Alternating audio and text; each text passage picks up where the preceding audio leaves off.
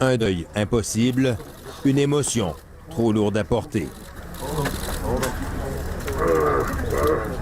Terrence Floyd tenait à venir visiter le lieu où est mort son frère, George.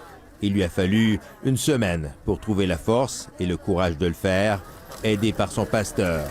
Comme un long chemin de croix où chaque pas coûte, il s'avance lentement vers la fresque peinte sur un mur adjacent. Un moment de silence, puis un salut.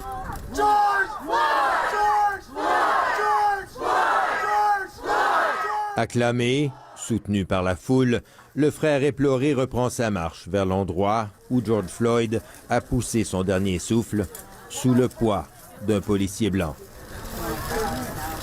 Il pose le genou par terre et puis se crie.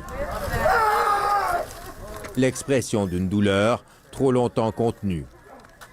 Terrence Floyd est venu à Minneapolis parce qu'il avait besoin de sentir la présence de son frère.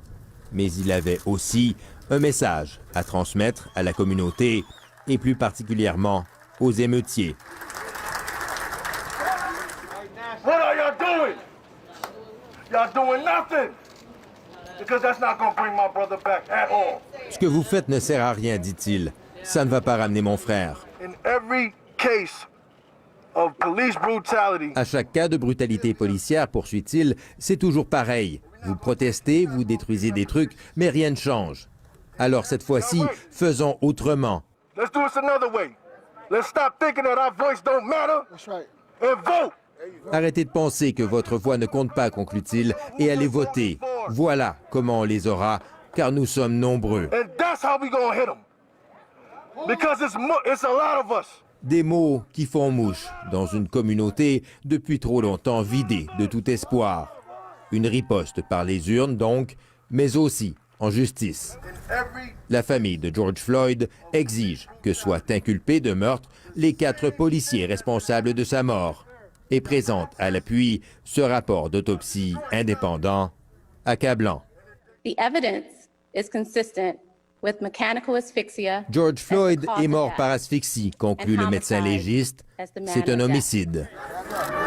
Pour l'avocat de la famille, une conclusion s'impose. They want a first-degree murder charge. Ils veulent des accusations de meurtre au premier degré, dit-il, car la vie des Noirs et celle de George comptent. Black lives matter, and George Floyd life mattered. Kay Bolanos rêve d'une justice et d'une police au service de tous, mais elle se dit réaliste. Alors, elle a emmené ses 3 enfants sur le lieu du crime pour les préparer au monde dans lequel ils vont grandir. On ne veut pas les exposer à ça, dit-elle, mais c'est la réalité de notre société. Il faudra du temps, pense-t-elle, avant que les choses changent, et d'ici là, malheureusement, combien d'autres victimes? Ici Jean-François Bélanger, Radio-Canada, Minneapolis.